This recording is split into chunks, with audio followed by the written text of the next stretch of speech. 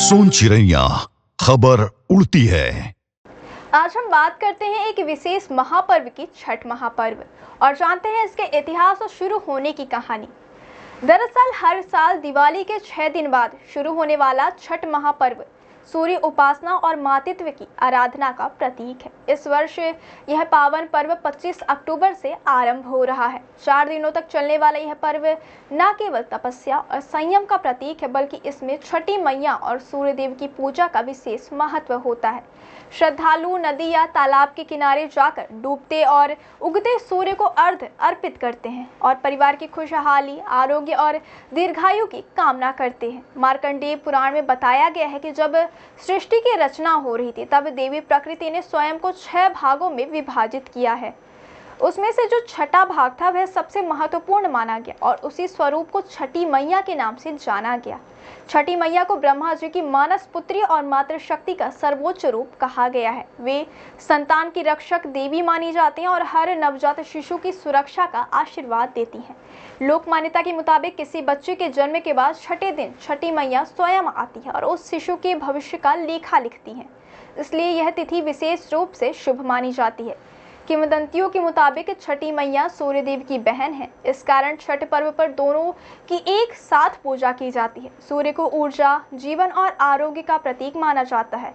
ऐसा विश्वास है कि छठ के दौरान जब श्रद्धालु सूर्य को अर्घ्य देते हैं तो सूर्य देव उनके जीवन में नकारात्मक ऊर्जा और रोगों का नाश कर देते हैं, सुख समृद्धि का आशीर्वाद प्रदान करते हैं। प्राचीन समय में एक राजा थे, प्रियवंद, जिनकी कोई संतान नहीं थी। संतान प्राप्ति की इच्छा से उन्होंने महर्षि कश्यप से सलाह ली। महर्षि ने उन्हें पुत्ररेष्टि यज्ञ करने का निर्देश दिया। यज्ञ पूर्ण होने के बाद उनकी पत्नी मालिनी को यज्ञाहुति से बनी खीर दी गई, जिससे उन्हें संतान की प्राप्ति तो हुई, लेकिन वह शिशु मृत जन्मा। शोक से व्याकुल राजा ने जीवन त्यागने का संकल्प लिया। तभी उनके समक्ष देवी षष्ठी प्रकट हुई। देवी ने कहा, हे राजन, मैं सृष्टि की पालनहार मातृशक्ति हूँ। यदि तुम मेरी विधिवत पूजा करोगे तो अन्य लोगों को भी इसके लिए प्रेरित करोगे, तो तुम्हें पुत्र रत्न की प्राप्ति होगी। राजा ने श्रद्धा के साथ देवी षष्ठी का व्रत किया और उनकी कृपा से उन्हें जीवित संतान का आशीर्वाद मिला। तभी से संतान सुख की प्राप्ति और सुरक्षा के लिए छठ व्रत करने की परंपरा आरंभ हुई।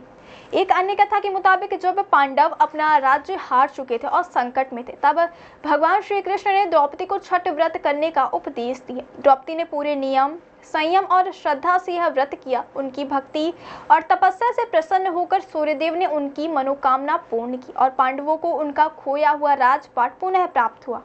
छठ केवल पूजा का पर्व नहीं है, बल्कि यह संयम, शुद्धता, आस्था और कृतज्ञता का प्रतीक है। इसमें व्रती बिना नमक, तेल और प्याज लहसुन वाले भोजन का सेवन करते हैं, दिन भर उपवास रखते हैं और सूर्यास्त व सूर्योदय दोनों समय सूर्यदेव को अर्घ्य अर्पित करते हैं। यह पर्व सिखाता है कि जब श्रद्धा और भक्ति सच्ची हो तो जीवन में आने वाली हर कठिनाइयों को पार किया जा सकता है। छठ महापर्व दरअसल मनुष्य और प्रकृति के बीच गहरे आध्यात्मिक संबंध का उत्सव है, जहां सूर्य की ऊर्जा, जल की शुद्धता और माता की कृपा से जीवन में नई रोशनी का उदय होता है। सोन चिड़ैया खबर उड़ती है।